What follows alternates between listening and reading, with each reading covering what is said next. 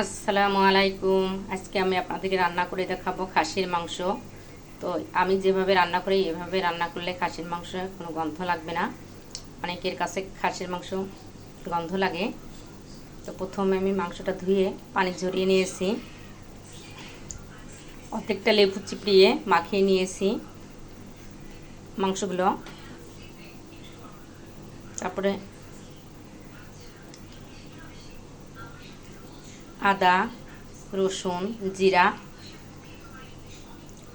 পেঁয়াজ, হলুদ, লবণ, তেল সব কিছু দিয়ে ভালো করে মাখিয়ে নিয়েছি আর মাখিয়ে 1 ঘন্টা রেস্টে রেখেছিলাম। তো এইভাবে মাখিয়ে রাখলে ভালো হয়, মাংসটা মেরিনেট করে রাখলে। তো মাংসটা রান্না করার জন্য এখানে পেঁয়াজ আমি বেরেস্তা কালার করে ভেজে নিয়েছি একটু।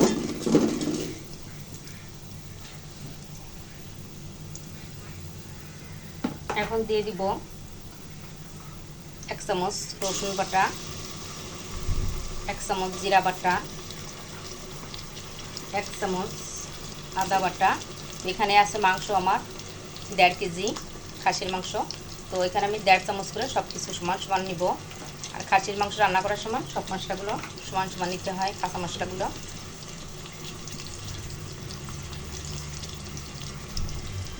মেরিনেট করে রেখেছি, এখানে দিয়ে দিব 1/2 চামচ হলুদের গুঁড়া। মেরিনেট করার সময় আমি এই মশলাগুলো দিয়েছি 1/2 চামচ করে। এখানে দিয়ে দেবো লবণ 1/2 চামচ,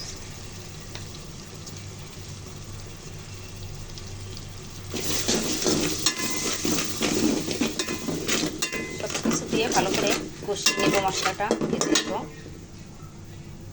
দিব শুকনো মরিচের গুঁড়া। এখানে শুকনো মরিচের গুঁড়া দিব আমি 1.5 চামচ, আর আপনার ঝাল খেতে কম চাইলে কম দিবেন। তো পেঁয়াজ বেরেস্তা করার সময় দিয়েছি আমি এলাচ, তেজপাতা, দারচিনি। তো এই মশলাগুলো দিয়ে পেঁয়াজের সাথে ভেজে নিয়েছি আস্ত মশলা, গরম মশলাগুলো। তো মশলাটা ভালো করে কষিয়ে নিব। মশলাটা ভালো করে কষিয়ে নিয়েছি, এখন খাসির মাংসগুলো দিয়ে দিব। দিয়ে নাড়াচাড়া দিয়ে নেব। নাড়াচাড়া দিয়ে মশলার সাথে ভালো করে মিশিয়ে নিব। ভালো করে মশলার সাথে মিশিয়ে নিয়েছি মাংসটা। এখন যে পাত্রে আমি ম্যারিনেট করে রেখেছিলাম সেই পাত্রটা ধুয়ে সামান্য একটু পানি দিয়ে এখন ঢেকে দিব মাংসটা। আর মাংসটা থেকে যে পানিটা বের হবে সেই পানিটা দিয়ে ভালো করে কষিয়ে নিব। ঢাকনাটা তুলে দেখাবো, মাংসটা ভালো করে কষিয়ে নিয়েছি। আর উপর দিয়ে তেল ভেসে উঠলে বোঝা যাবে যে মাংসটা ভালো করে কষানো হয়েছে। উপরে তেল ভেসে উঠছে, কোনো পানি নেই। তো এখন আমি দিয়ে দিব সিদ্ধর পানি। ভালো করে কষিয়ে নিলে মাংসটা খেতে বেশি স্বাদ হয়। তো এখন পানি দেব সিদ্ধ হওয়ার জন্য। সিদ্ধর পানি দিয়ে ঢেকে দিব। তো খাসির মাংসটা ভালো করে কষিয়ে নিয়েছি।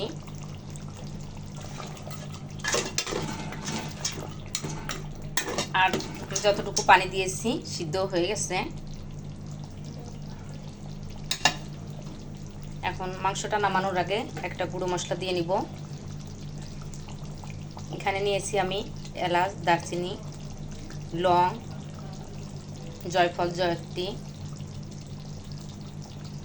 জিরা সব কিছু দিয়ে একসাথে হালকা ভেজে গুঁড়ো করে নিয়েছি।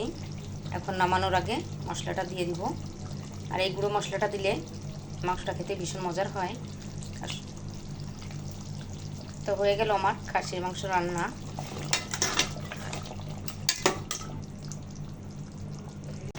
হয়ে গেল আমার খাসির মাংস রান্না।